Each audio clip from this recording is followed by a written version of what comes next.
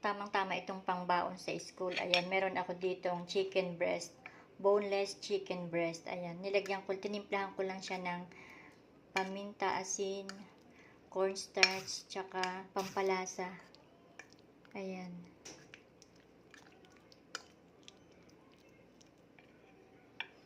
Tapos, prito na natin siya. Painit tayo ng mantika.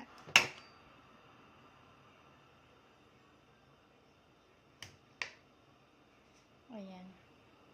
Painitin natin mabuti yung mantika bago natin lagay yung chicken. Ayan. Pagkatapos natin timplahan dito ng mga ingredients ay i-coat natin siya ng breadcrumbs. Ito. Ayan. Ayan. Siguraduhin lang na mainit na ang ating mantika pag nilagay natin ang ating chicken. Ayan. Ayan. Mainit na. Mainit na ang mantika.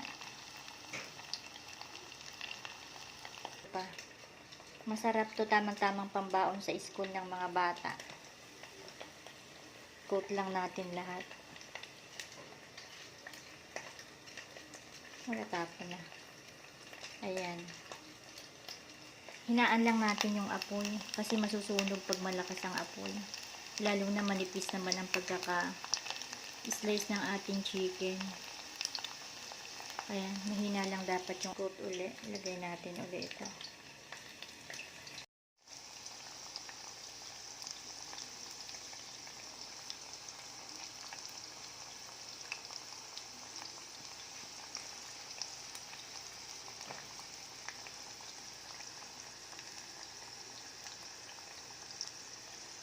Gumawa naman tayo ng ating sausawan. Mayonnaise lang to tsaka ketchup. Ayan, lagyan natin ng konting paminta. Ayan.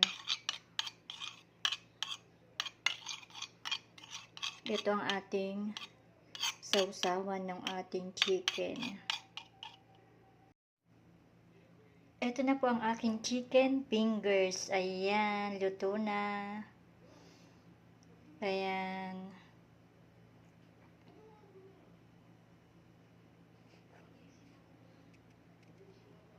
Mabilis lang tong gawin. Tamang-tamang pangbaon, pang-ulam.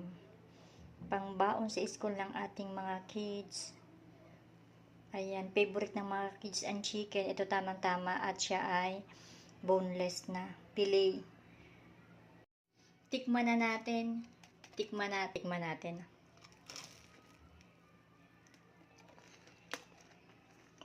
Harap. Tamang-tamang pambaon ng mga bata. Pang-ulam na rin natin. Kain na po tayo. Thank you for watching my videos.